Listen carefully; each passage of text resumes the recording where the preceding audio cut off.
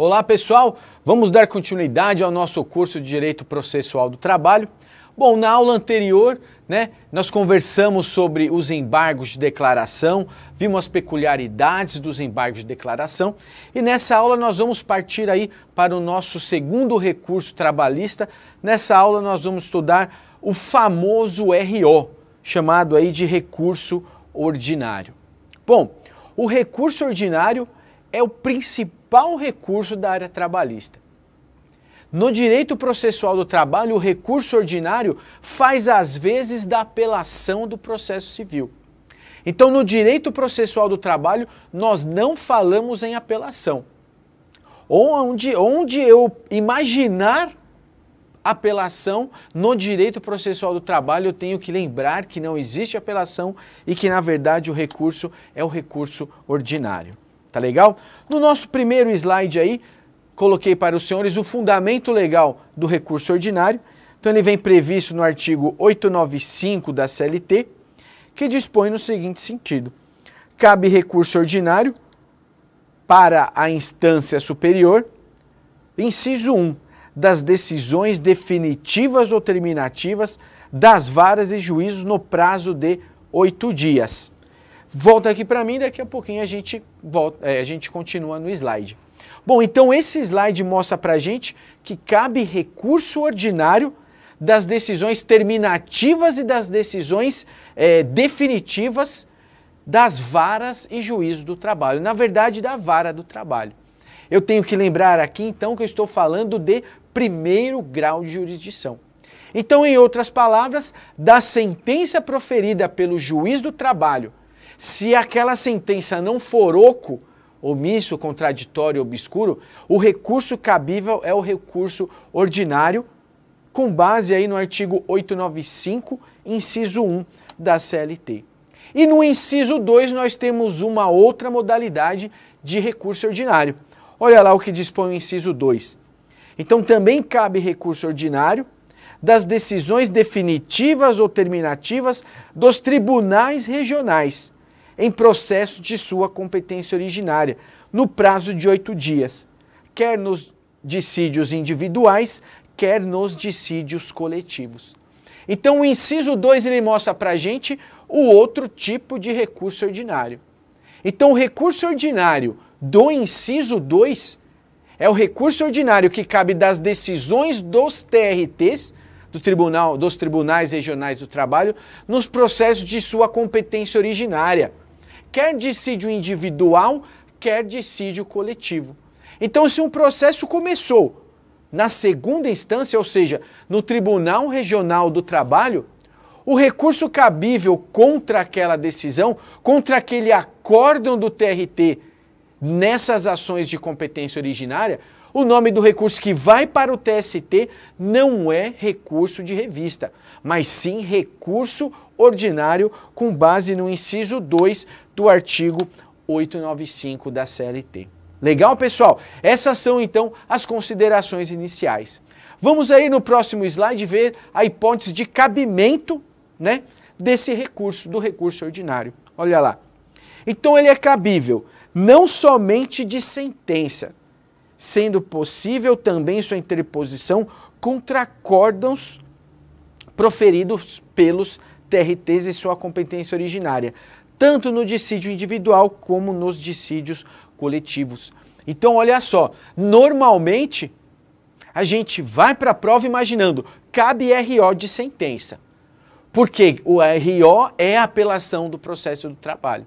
Então eu tenho que lembrar também da disposição do inciso 2. Então não cabe RO apenas de sentença, mas cabe RO também em acórdãos ou contra-acórdãos proferidos pelo TRTs no caso de sua competência originária, quer seja coletivo, quer seja individual. Um exemplo aí de dissídio individual de competência originária do TRT, ação rescisória, por exemplo. Também temos aí um caso muito comum, mandado de segurança, ele também pode ser impetrado diretamente no TRT. Agora, quando a gente fala de dissídio coletivo, maravilha, né? Aqueles dissídios que nós vamos estudar lá na área do direito coletivo, né?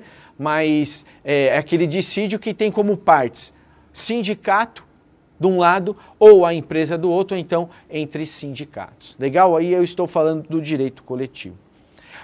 Vamos estudar agora as hipóteses de cabimento, então, do recurso ordinário. Porque nós vimos ali no inciso 1 de sentença, ou melhor, né, de decisões definitivas e terminativas, e depois vimos lá no inciso 2 contra acórdão. Então, no próximo slide, eu separei aqui para os senhores o que seriam, então, aí essas sentenças terminativas e essas sentenças definitivas. Vamos dar uma olhadinha. Então, olha lá. A primeira hipótese de cabimento do recurso ordinário. Sentenças terminativas, ou seja, é aquela sentença que não resolve o mérito. Então, o processo é extinto sem a resolução do mérito. Então, o que é uma sentença terminativa? É uma sentença que não resolve o mérito. O processo é extinto sem a resolução do mérito. Eu coloquei aí como, por exemplo, né, a inépcia da petição inicial, coisa julgada, litispendência, arquivamento do processo por ausência do reclamante. Né? Nós vimos aí que se o reclamante, né, ele tem o dever de comparecer na audiência, caso ele não compareça, o processo é extinto, o processo é arquivado, extinto, sem resolução do mérito. Então, quando eu falo em sentença terminativa, eu vou lembrar da sentença que não julgou ou não apreciou o mérito. Por outro lado, a sentença definitiva, pode colocar para a gente, é aquela então que resolve o mérito. Como, por exemplo, né, a prescrição. Está lá no artigo 487, inciso 2 do Código de Processo Civil de 2015. Então, quando eu vejo lá no recurso, lá no artigo 895, decisões definitivas, são as decisões que resolvem o mérito. Tá? Se a gente pegar o artigo 487, são as causas que o juiz resolve o mérito, distingue o processo e resolve o mérito. E no 485 do CPC de 2015, eu tenho as hipóteses de sem resolução do mérito. As hipóteses que o juiz não aprecia o mérito. Legal? Então cabe, em regra, cabe recurso ordinário, imaginando aqui o primeiro grau de jurisdição contra a sentença. Porque nós vimos que tinha aquele princípio da irrecorribilidade imediata das decisões interlocutórias. Só que vimos naquela aula lá que existem exceções. Nós conversamos naquela aula como que aquelas decisões interlocutórias seriam impugnáveis no RO. Então eu coloquei aqui para os senhores a letra C, decisões interlocutórias, artigo 893, parágrafo 1º da CLT. E aí vale a pena a gente lembrar, qual que é a ideia? As decisões interlocutórias, elas não ensejam interposição de recurso imediato. As partes devem aguardar e no recurso ordinário vai apresentar aquela tese daquela decisão interlocutória como preliminar no recurso ordinário. E aí nós falamos que existiam exceções, ou seja, decisões interlocutórias que seriam impugnáveis imediatamente através de recurso ordinário. E aí nós colocamos as exceções. A principal exceção, não é? A da súmula 214, item C do TST, que trata daquela decisão que acolhe a exceção de competência territorial e remete os autos à localidade pertencente a outro Tribunal Regional do Trabalho. É a exceção da súmula 214, item C do TST. Por falar então em exceção, e o que é mais complicado aí normalmente são as exceções, eu resolvi colocar aqui para os senhores as decisões interlocutórias terminativas de feito, então, que são impugnáveis por recurso ordinário, saindo ali também apenas da exceção da súmula 214. Então, as decisões interlocutórias terminativas de feito, impugnáveis via recurso ordinário, primeira delas que eu tenho aí, a decisão do juiz que declara incompetência absoluta. Competência absoluta aqui na Justiça do Trabalho, eu tenho a principal aí, a material, né? Se não for da matéria, então, da Justiça do Trabalho, e determina a remessa dos autos à Justiça Comum. Então, saiu da Justiça do Trabalho e foi para a Justiça Comum. Se saiu da Justiça do Trabalho e foi para a Justiça Comum, recurso ordinário, artigo 799, parágrafo 2º da CLT. E a segunda exceção é essa que nós conversamos agora da súmula 214 item C. É a decisão que acolhe exceção de competência territorial com a remessa dos autos para TRT distinto àquele que se vincula ao juízo excepcionado. Então é justamente essa ideia. Saiu de um TRT e foi para o TRT pertencente, foi para uma localidade pertencente a um outro TRT. Nessa hipótese também caberá recurso ordinário diretamente, tá legal? É uma decisão interlocutória terminativa de feito, mas impugnável via recurso ordinário. Maravilha? Uma outra pergunta aí que pode ser feita para os senhores, ou melhor, um tema dentro de recurso ordinário que pode ser pedido, é o recurso ordinário em procedimento sumaríssimo. Por quê? Porque no procedimento, ou melhor, o recurso de revista no procedimento ordinário, a gente vai ver que tem umas peculiaridades.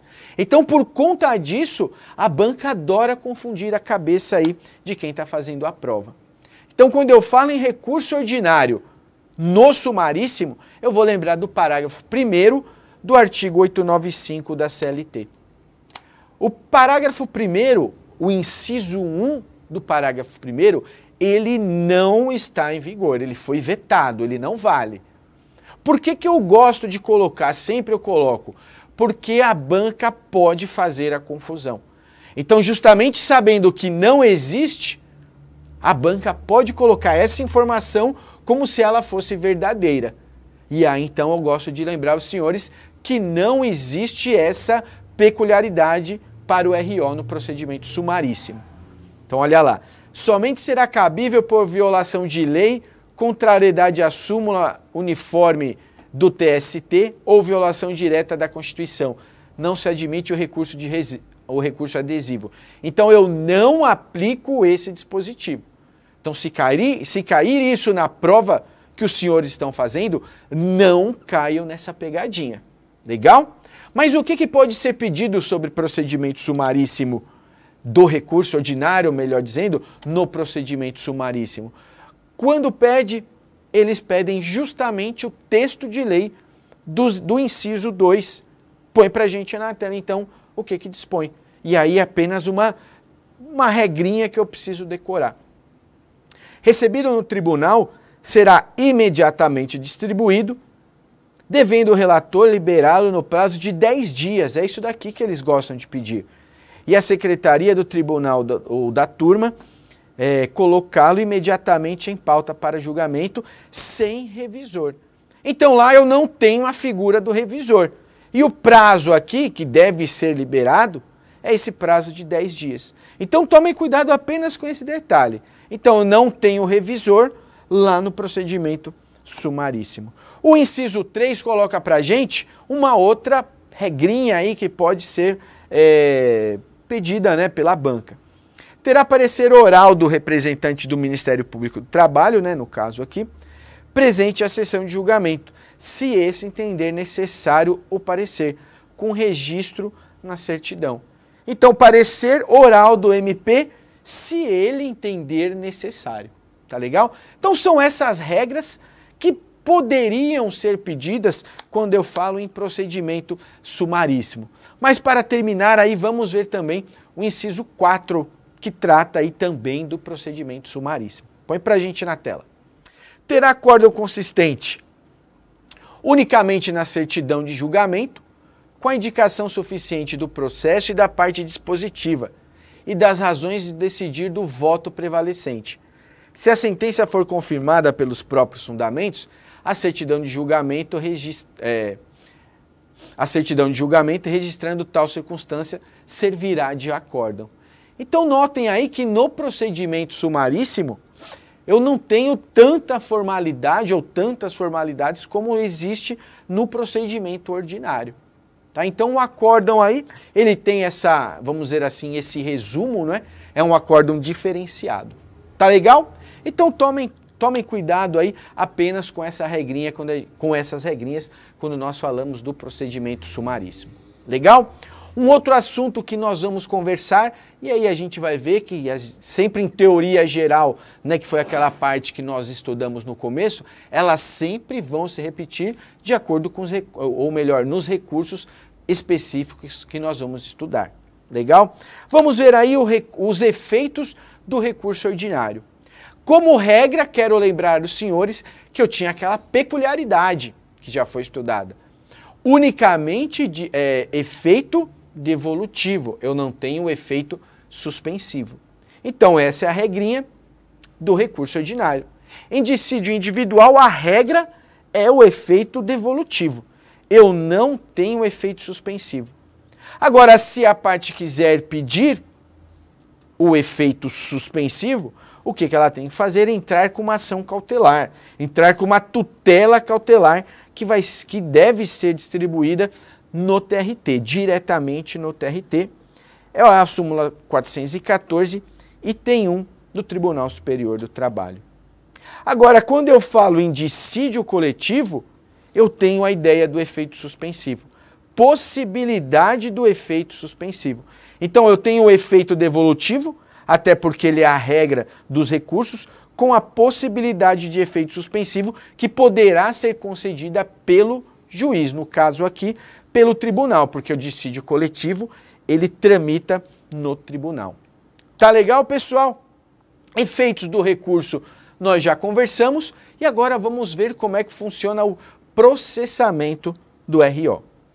Então, o RO, ele é interposto, né, interposto o recurso, o juiz fará primeiro o juízo de fará o primeiro juízo de admissibilidade. Então vem aqui comigo, vamos lembrar como é que funciona. Proferida a sentença, se não for uma sentença a oco, caberá o recurso ordinário. O recurso ordinário ele é feito ou ele é composto de duas peças. A peça de interposição e a peça de razões recursais. É um recurso com duas peças. Essa peça de interposição, como o próprio nome sugere, mostra que a parte está interpondo o recurso. E a peça de razões recursais é aquela peça em que a parte aponta as razões da reforma daquela sentença. Por que aquela sentença deve ser reformada. Então eu interponho o recurso e eu vou interpor esse recurso aonde? No juiz que proferiu o recurso. No juiz que eu chamo de juízo aquó. No juízo que proferiu, aquela decisão que eu estou recorrendo. Eu apresento para ele, ele faz o primeiro juízo de admissibilidade. Aqui eu não caio na regra do processo civil, que a apelação só tem o juízo único de admissibilidade no tribunal. Eu não aplico essa regra aqui. Aqui no processo de trabalho nós temos o duplo juízo de admissibilidade. Então, interposto o recurso no juiz que proferiu a decisão, ele fará o primeiro juízo de admissibilidade. Não conhecido, ou seja, se o juiz verificar a ausência de algum dos pressupostos extrínsecos, poderá a parte interessada interpor agravo de instrumento. Nós vamos estudar o agravo de instrumento na próxima aula, mas aqui já vai a dica. Então, se o recurso não for cabível, se não for conhecido, ou seja, se ele não subir, a parte poderá interpor agravo de instrumento. Agora, se for conhecido, o juiz abrirá o prazo para contrarrazões. Quando chegam as contrarrazões, pessoal, o juiz ele pode fazer novamente esse juízo de admissibilidade. Ou ele pode fazer um único juízo de admissibilidade depois que chegarem as contrarrazões. É uma faculdade que o juiz tem. Quando o juiz gosta de trabalhar mais, ele faz as duas vezes, né? Quando chega o recurso e depois as contrarrazões. Mas normalmente o juiz, primeiro ele intima sem fazer admissibilidade, ele intima e a parte apresenta as contrarrazões e aí ela pode inclusive alegar aí ausência de algum desses pressupostos. Então o juiz intima a parte contrária para que essa parte apresente as suas contrarrazões, ou seja, a resposta ao recurso ordinário. Admitido o recurso, o juiz remeterá os autos ao TRT competente. O processo sobe ao TRT competente. Lá no TRT, após parecer do Ministério Público, se necessário, será distribuído a um relator, que fará o segundo juízo de admissibilidade não vinculado ao primeiro. Então, admitido o recurso sobe. Quando chega lá, após parecer do Ministério Público, se for necessário, ele é distribuído a um relator. Esse relator é o que fica responsável pelo julgamento daquele processo. E esse relator ele tem que fazer o quê? O segundo juízo de admissibilidade. Se ele verificar que existe, ou melhor, que não existe, que está faltando algum dos pressupostos, esse relator negará seguimento ao recurso. Então, olha lá. Não, então chegou lá no relator, a letra F, poderá não conhecer do recurso pela ausência dos pressupostos recursais. Então, se estiver faltando, não é porque o primeiro juízo de admissibilidade aceitou, que ele também tem que aceitar. Então, se ele estiver fazendo o juízo de admissibilidade e verificar a ausência dos pressupostos, ele não conhece do recurso e nega seguimento. E aí, continuando, em hipótese que se admite a interposição de agravo regimental. Então, vejam bem, se no segundo juízo de admissibilidade, exercido pelo relator, ou seja, decisão monocrática, se esse relator em decisão monocrática negar seguimento ao recurso, caberá agravo regimental. Eu tenho que tomar cuidado, por quê? Porque se for a turma negando, não conhecendo do recurso por ausência de algum pressuposto, se for manifesto esse erro, caberá embargos de declaração por manifesto equívoco no exame dos pressupostos extrínsecos do recurso, como nós estudamos na aula anterior. Legal? Então notem aqui que eu estou falando de uma decisão monocrática, não estou falando de um acórdão. Se for acórdão, ausência de pressupostos, se for manifesto o equívoco, manifesto o erro, embargos de declaração. E aí continuando, olha lá. Conhecido o recurso pelo relator, será remetido à turma para julgamento. E aí é lógico, se estiverem presentes, então, todos os pressupostos, o relator vai conhecer do recurso e remete o recurso para a turma julgar. Caso a turma não conheça, olha o que a gente acabou de falar. Caso a turma não conheça do recurso por manifesto equívoco, né, aquele equívoco bem claro sobre os pressupostos extrínsecos, caberá oposição de embargos de declaração. Agora, né, terminando a aula, aí, desculpa, né, avancei no slide aí, mas aproveitando aí então, né, vamos apenas fazer um retrospecto aqui antes da gente colocar a questão que foi aí por um pequeno lapso, né? Mas qual que é a ideia aqui? Então o recurso subiu. Chegou lá em cima, o relator verificou a presença dos pressupostos. Ele remete para a turma. E a turma vai fazer o quê? Vai proferir um acórdão. Agora lembre-se, se dentro desse acórdão estiver se esse acórdão, melhor dizendo, não conhecer o recurso por ausência de algum pressuposto, e se for verificado que é um manifesto equívoco, caberá embargo de declaração. Ah, professor, não é esse caso. Então foi proferido o acórdão e não aconteceu nada de embargos de declaração, ou seja, por manifesto equívoco. Eu não gostei da decisão. Assim como eu não gostei da sentença, eu apresentei o recurso ordinário e o tribunal confirmou aquela sentença. Não gostei da sentença, não concordam com o acórdão. O que a parte deve fazer agora? Se não for caso de embargo de declaração, a parte irá interpor o famoso RR, recurso de revista, recurso que nós vamos estudar daqui a algumas aulas. Maravilha? Para terminar então essa aula, põe para a gente na tela uma questão. Olha lá. Contra a decisão definitiva proferida por TRT em mandado de segurança de sua competência originária, cabe. Então, olha só, preciso interpretar bem aqui. Decisão definitiva de um TRT. Qual que é essa decisão? É um acórdão. O TRT profere um acórdão. o acórdão proferido no mandado de segurança, competência originária do TRT, começou lá em cima no TRT. Qual é o recurso que cabe? Letra A, recurso ordinário para o TST no prazo de 8 dias. Legal, essa é a opção correta. Artigo 895, inciso 2 da CLT. Mas pelo amor aos debates, letra B. Caberá interposição de embargos infringentes no prazo de 8 dias. Nós não estudamos ainda os embargos infringentes, mas posso adiantar para os senhores que embargos infringentes somente caberá em dissídio coletivo. Não existe embargos infringentes em dissídio individual, tá legal? Aqui na Justiça do Trabalho funciona assim. Então, opção B, errada. Opção C, apelação para o TST no prazo de 8 dias. Errada. Por que essa opção está errada, né? Já fazendo o comentário com a opção E, que fala de apelação no prazo de 15 dias. Por que que a prova pode confundir? Porque se eu for olhar a lei do mandado de segurança, a lei fala apelação. Agora, como eu estou falando no âmbito da Justiça do Trabalho, eu não vou falar em apelação. O nome do recurso é recurso ordinário. E a letra D, recurso de revista para o TST no prazo de 8 dias, também não cabe, é aquela famosa pegadinha de acreditar que todos os acordos do TRT, quando o recurso vai para o TST, cabe recurso de revista.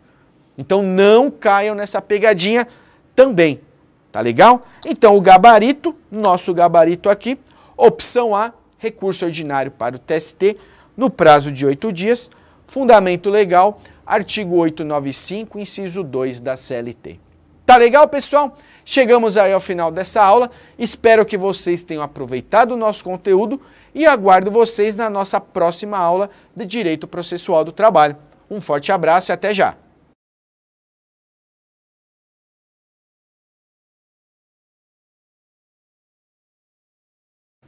Quando chega lá, após parecer do Ministério Público, se for necessário, ele é distribuído a um relator.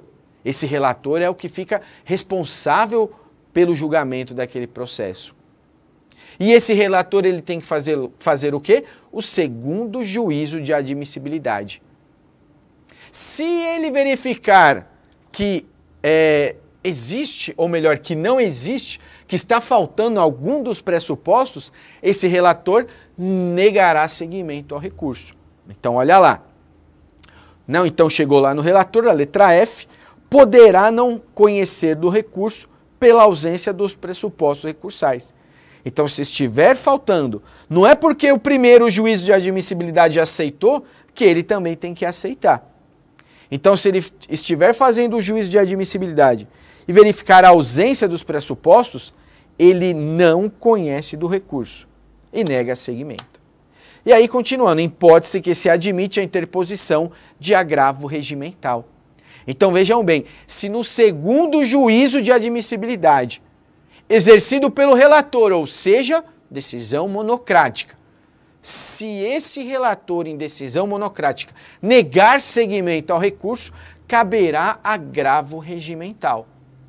Eu tenho que tomar cuidado, por quê? Porque se for a turma negando, não conhecendo do recurso por ausência de algum pressuposto, se for manifesto esse erro, caberá embargos de declaração por manifesto equívoco no exame dos pressupostos extrínsecos do recurso, como nós estudamos na aula anterior. Legal? Então notem aqui que eu estou falando de uma decisão monocrática, não estou falando de um acórdão.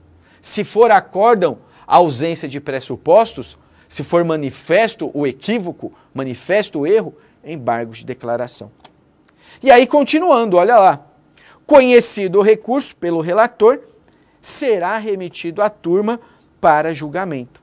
E aí é lógico, se estiverem presentes, então, todos os pressupostos, o relator vai conhecer do recurso e remete o recurso para a turma julgar. Caso a turma não conheça, olha o que a gente acabou de falar. Caso a turma não conheça do recurso por manifesto equívoco, né, aquele equívoco bem claro sobre os pressupostos extrínsecos, caberá oposição de embargos de declaração. Agora, né, terminando a aula, desculpa, né, avancei no slide aí, mas aproveitando aí então, né, vamos apenas fazer um retrospecto aqui antes da gente colocar a questão que foi aí por um pequeno lapso, né, viu? Então, no direito processual do trabalho, nós não falamos em apelação. Onde eu imaginar apelação no direito processual do trabalho, eu tenho que lembrar que não existe apelação e que, na verdade, o recurso é o recurso ordinário. Tá legal? No nosso primeiro slide aí, coloquei para os senhores o fundamento legal do recurso ordinário. Então, ele vem previsto no artigo 895 da CLT, que dispõe no seguinte sentido: cabe recurso ordinário para a instância superior, inciso 1, das decisões definitivas ou terminativas das varas e juízos no prazo de 8 dias. Volta aqui para mim, daqui a pouquinho a gente continua no slide. Bom, então esse slide mostra para a gente que cabe recurso ordinário das decisões terminativas e das decisões definitivas das varas e juízos do trabalho. Na verdade, da vara do trabalho. Eu tenho que lembrar aqui, então, que eu estou falando de primeiro grau de jurisdição. Então, em outras palavras, da sentença proferida pelo juiz do trabalho, se aquela sentença não for oco, omisso, contraditório, obscuro, o recurso cabível é o recurso ordinário, com base aí no artigo 895, inciso 1 da CLT. E no inciso 2 nós temos uma outra modalidade de recurso ordinário. Olha lá o que dispõe o inciso 2. Então também cabe recurso ordinário das decisões definitivas ou terminativas dos tribunais regionais em processo de sua competência originária, no prazo de 8 dias, quer nos dissídios individuais, quer nos dissídios coletivos. Então o inciso 2 ele mostra para a gente o outro tipo de recurso ordinário. Então o recurso ordinário do inciso 2 é o recurso ordinário que cabe das decisões dos TRTs, dos Tribunais Regionais do Trabalho, nos processos de sua competência originária, quer dissídio individual, quer dissídio coletivo. Então, se um processo começou na segunda instância, ou seja, no Tribunal Regional do Trabalho, o recurso cabível contra aquela decisão, contra aquele acórdão do TRT nessas ações de competência originária, o nome do recurso que vai para o TST não é recurso de revista, mas sim recurso ordinário com base no inciso 2 do artigo 895 da CLT. Legal, pessoal? Essas são, então, as considerações iniciais. Vamos aí no próximo slide ver a hipótese de cabimento, né, desse recurso, do recurso dissídios individuais, quer nos dissídios coletivos. Então, o inciso 2 ele mostra para a gente o outro tipo de recurso ordinário. Então, o recurso ordinário do inciso 2 é o recurso ordinário que cabe das decisões dos TRTs, dos Tribunais Regionais do Trabalho, nos processos de sua competência originária, quer dissídio individual, quer dissídio coletivo.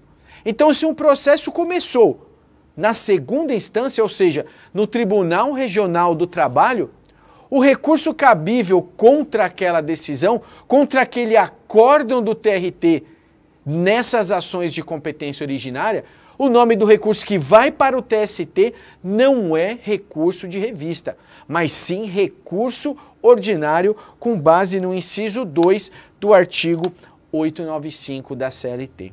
Legal, pessoal? Essas são, então, as considerações iniciais. Vamos aí no próximo slide ver a hipótese de cabimento, né, desse recurso, do recurso ordinário. Olha lá. Então, ele é cabível não somente de sentença, sendo possível também sua interposição contra acórdãos proferidos pelos TRTs e sua competência originária, tanto no dissídio individual como nos dissídios coletivos.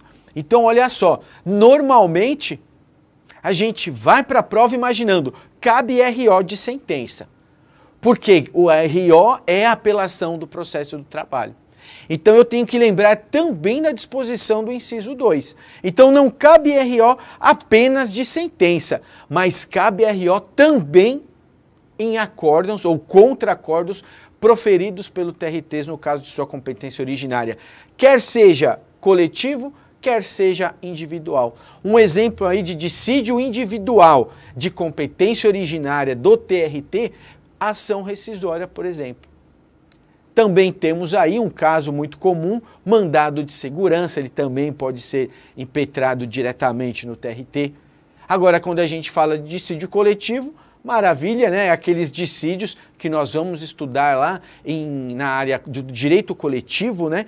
Mas é aquele dissídio que tem como partes sindicato de um lado ou a empresa do outro, ou então entre sindicatos. Legal? Aí eu estou falando do direito coletivo.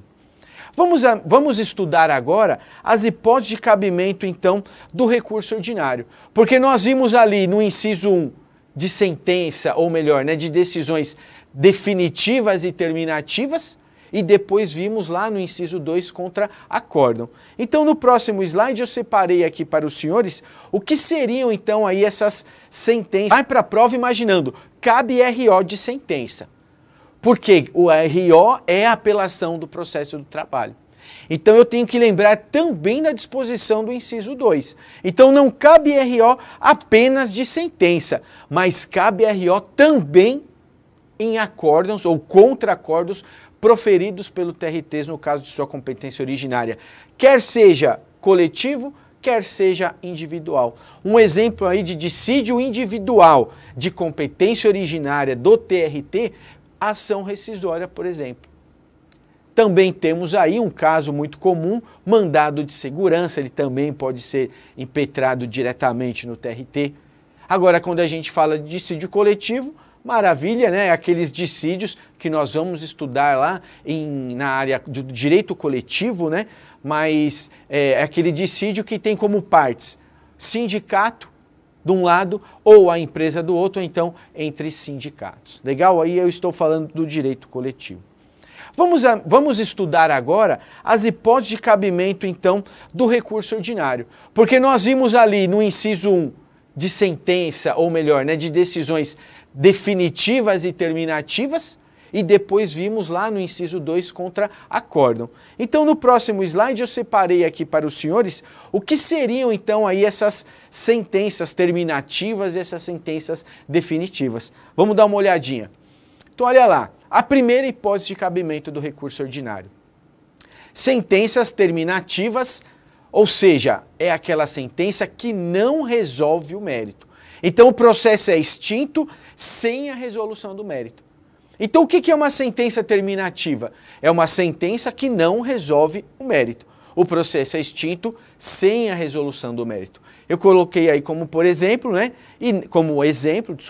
a inépcia da petição inicial, coisa julgada, litispendência, arquivamento do processo por ausência do reclamante.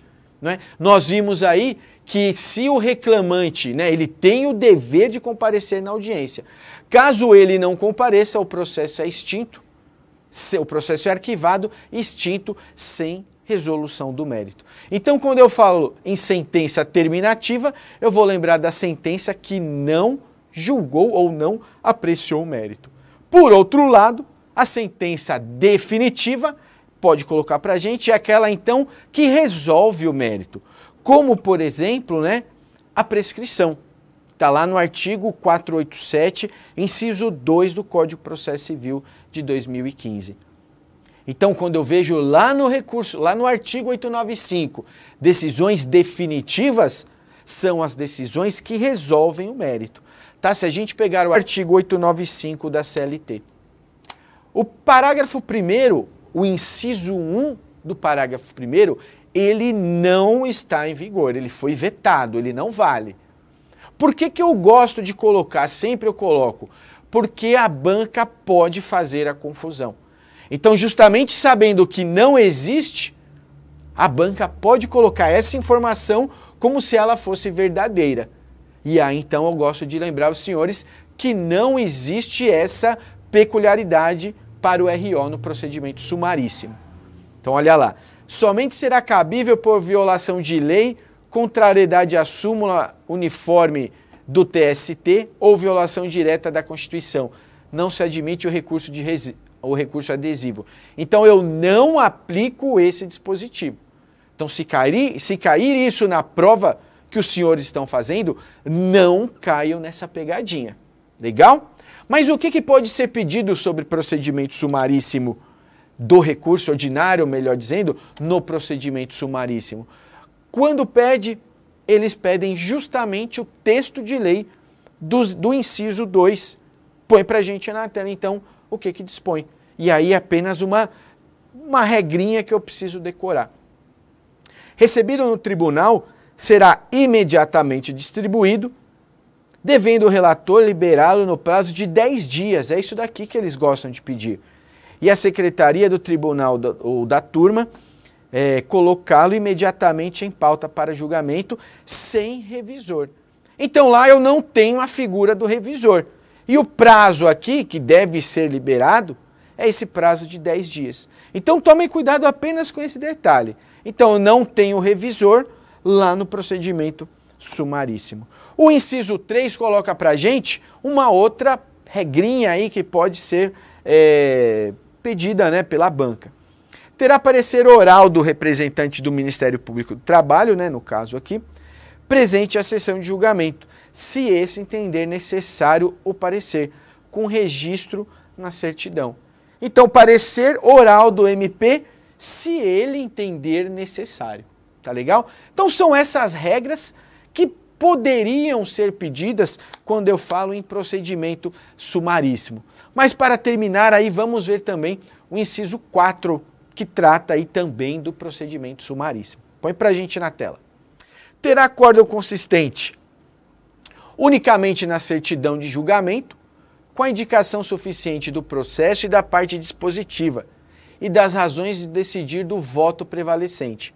Se a sentença for confirmada pelos próprios fundamentos, a certidão de julgamento revisor. Então lá eu não tenho a figura do revisor. E o prazo aqui, que deve ser liberado, é esse prazo de 10 dias. Então tomem cuidado apenas com esse detalhe. Então eu não tenho revisor lá no procedimento sumaríssimo. O inciso 3 coloca pra gente uma outra regrinha aí que pode ser pedida, né, pela banca. Terá parecer oral do representante do Ministério Público do Trabalho, né, no caso aqui, presente à sessão de julgamento, se esse entender necessário o parecer, com registro na certidão. Então, parecer oral do MP, se ele entender necessário. Tá legal? Então, são essas regras que poderiam ser pedidas quando eu falo em procedimento sumaríssimo. Mas, para terminar, aí vamos ver também o inciso 4, que trata aí também do procedimento sumaríssimo. Põe pra gente na tela. Terá acórdão consistente unicamente na certidão de julgamento, com a indicação suficiente do processo e da parte dispositiva, e das razões de decidir do voto prevalecente. Se a sentença for confirmada pelos próprios fundamentos, a certidão de julgamento registrando tal circunstância servirá de acórdão. Então notem aí que no procedimento sumaríssimo eu não tenho tanta formalidade ou tantas formalidades como existe no procedimento ordinário. Tá? Então o acórdão aí, ele tem essa, vamos dizer assim, esse resumo, né? É um acórdão diferenciado. Tá legal? Então tomem cuidado aí apenas com essa regrinha, com essas regrinhas, quando nós falamos do procedimento sumaríssimo. Legal? Um outro assunto que nós vamos conversar, e aí a gente vai ver que sempre em teoria geral, né, que foi aquela parte que nós estudamos no começo, elas sempre vão se repetir de acordo com nos recursos específicos que nós vamos estudar. Legal? Vamos ver aí os efeitos do recurso ordinário. Como regra, quero lembrar os senhores que eu tinha aquela peculiaridade que já foi estudada. Unicamente de efeito devolutivo, eu não tenho efeito suspensivo. Então essa é a regrinha do recurso ordinário. Em dissídio individual, a regra é o efeito devolutivo. Eu não tenho efeito suspensivo. Agora, se a parte quiser pedir o efeito suspensivo, o que ela tem que fazer? Entrar com uma ação cautelar, entrar com uma tutela cautelar que deve ser distribuída no TRT, diretamente no TRT. É a súmula 414, item 1 do Tribunal Superior do Trabalho. Agora, quando eu falo em